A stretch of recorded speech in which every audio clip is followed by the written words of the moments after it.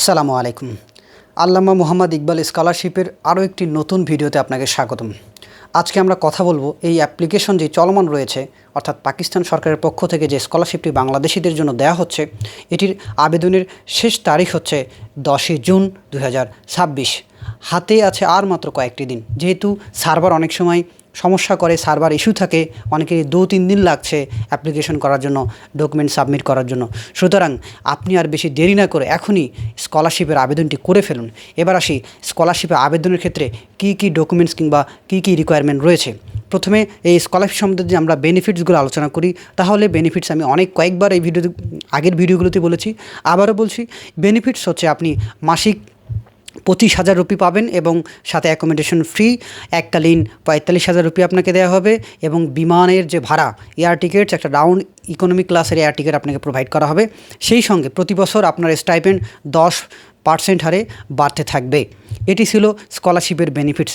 এই benefits BS, MS এবং PhD সকলের জন্য সেম। এবং এই স্কলারশিপের যে রিকোয়ারমেন্টস যদি বলি, এখানে সোপ, এখানে আইএলটিএস, এখানে রিকমেন্ডেশন লেটার, এখানে কারিকুলাম অ্যাক্টিভিটিস কোনো কিচ্ছু লাগবে না। শুধুমাত্র এডুকেশনাল ডকুমেন্টস, সার্টিফিকেট এবং ট্রান্সক্রিপ্ট লাগবে অ্যাপ্লিকেশন করতে। সেই সঙ্গে লাগবে এনআইডি অথবা পাসপোর্ট। যদি এনআইডি পাসপোর্ট না থেকে থাকে, তাহলে বার্থ রেজিস্ট্রেশন সার্টিফিকেট দিয়ে আপনি অ্যাপ্লিকেশন করতে পারেন এই চমৎকার একটি স্কলারশিপে। এই স্কলারশিপে আপনাকে যখন সিলেক্ট করার পদ্ধতি হচ্ছে দুটি। একটি পদ্ধতি, তারা 100 মার্কসের একটি বিসিকিউস পরীক্ষা নেবে। সেই পরীক্ষার পরে আপনার এসএসসি এবং এইচএসসির রেজাল্ট এটাকে একীভূত করে 50 এবং 50 অর্থাৎ এভারেজ করে টোটাল যোগ করে একটা 100 জন কিংবা এর বেশি হতে পারে এবার মেধা তালিকা প্রণয়ন করা হবে।